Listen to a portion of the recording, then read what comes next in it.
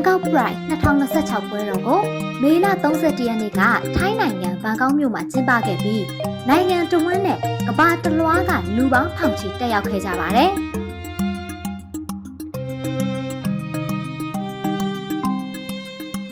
အယောင်သွေးစုံလင်တဲ့ဒီပွဲတော်ဟာ LGBTQ+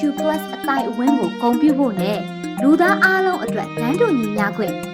လက်ခံပေးမှုနဲ့လေးစားမှုတွေရရှိစေဖို့ရည်ရွယ်ကျင်းပတာပါ။ပါဝင်ဆင်နွှဲသူတွေဟာတက်တန်ရောင်အလံတွေတပိုးစီစာတန်းတွေတောက်ပတဲ့ဝတ်စုံတွေကိုစီနဲ့ဘန်ကောက်မြို့လေကောင်မှာပျော်ပျော်ပပလှည့်လည်ချီတက်ခဲ့ကြပါတယ်။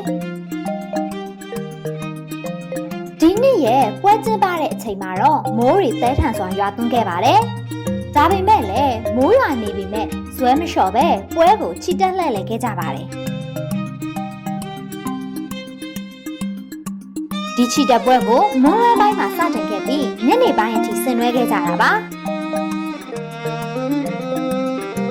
မိုးတွေရွာနေခဲ့ပေမဲ့လည်းပွဲတော်မှာလူထုအခြေပြုအဖွဲ့အစည်းတွေစီးပွားရေးလုပ်ငန်းတွေတက်ကြွလှုပ်ရှားသူတွေကျောင်းသားတွေနဲ့ဝင်းရံပံ့ပိုးသူတွေအပါအဝင်အုပ်စုပေါင်းစုံပါဝင်ခဲ့ကြပါတယ်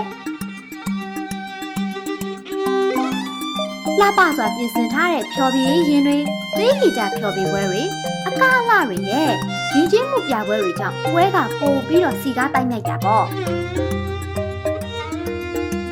လမ်းဝဲရတခြားမှာလည်းအားပေးကြည့်ရှုသူအမြောက်အများစုရုံရောက်ရှိခဲ့ကြပြီးဒါဟာဒီနှစ်အတွင်းဘန်ကောက်မြို့ရဲ့အကြီးကျယ်ဆုံးလူထုပွဲတော်တွေထဲကတစ်ခုဖြစ်ခဲ့ပါတယ်ဘန်ကောက် Pride ဆိုတာမတူကွဲပြားတဲ့လိင်စိတ်တိမ်ညွတ်မှုနဲ့ကြားမှဖြစ်တည်မှုရှိသူတွေကိုဂုဏ်ပြုတဲ့ပွဲတော်တစ်ခုဖြစ်ပါတယ်Pride ဆိုတဲ့စကားလုံးရဲ့အဓိပ္ပာယ်ကတော့မိမိကိုယ်ကိုဂုဏ်ယူဝင်ကြွားပြီးကြောက်ရွံ့မှုရှက်ရွံ့မှုဒါမှမဟုတ်ခွဲခြားဆက်ဆံခံရမှုတွေမရှိဘဲရှင်သန်နေထိုင်ခြင်းကိုဆိုလိုတာပါဒီပွဲတော်ဟာ LGBTQ+ လူထုအတွက်တန်းတူညီမျှမှုနားလည်မှုနဲ့လေးစားမှုတွေကိုပိုမိုရရှိလာစေဖို့တွန်းအားပေးပါတယ်ဒါအပြင်မိသားစုတွေတငယ်ချင်းတွေစီးပွားရေးလုပ်ငန်းတွေနဲ့လူထုအဖွဲ့အစည်းတွေအနေနဲ့သူတို့ကိုထောက်ခံအားပေးကြောင်းနဲ့အားလုံးပါဝင်နိုင်တဲ့လူအဖွဲ့အစည်းအတွက်အတူတကွရပ်တည်ပေးဆောင်ပြသခွင့်ရတဲ့အခွင့်အရေးတစ်ခုလည်းဖြစ်ပါတယ်ဒီနှစ် Pride ပွဲတော်ဟာထိုင်းနိုင်ငံမှာကျင်းပခဲ့သမျှထဲမှာအကြီးကျယ်ဆုံးပွဲတော်တွေထဲကတစ်ခုဖြစ်တယ်လို့ပွဲစီစဉ်သူတွေကပြောပါတယ်ဒါဟာမတူကွဲပြားမှုတွေနဲ့တန်းတူညီမျှခွင့်အပေါ်နိုင်ငံအတွင်းထောက်ခံအားပေးမှုတွေပိုမိုတိုးတက်လာတာကိုထင်ဟပ်စေတာပါ